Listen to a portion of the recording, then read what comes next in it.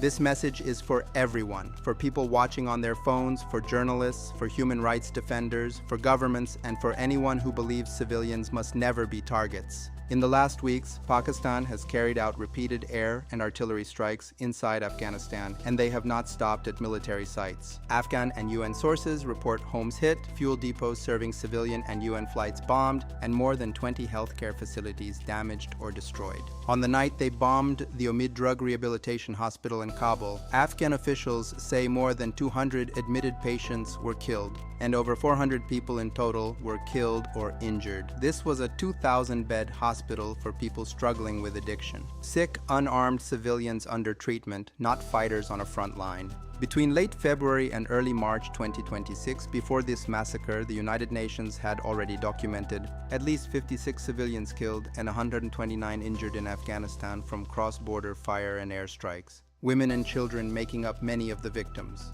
In Paktika's Barmal district, one series of Pakistani strikes killed 14 civilians, including women and children, and wounded 6 more. Other attacks have hit residential neighborhoods in Kabul and the east. This is a pattern. Hospitals, fuel depots, homes, and clinics are being hit in a country whose infrastructure has already been shattered by decades of war. For years, Pakistan's security establishment has used Afghanistan's weakness, backing armed groups, interfering in its politics, and helping to create the instability that destroys roads, schools, and state institutions.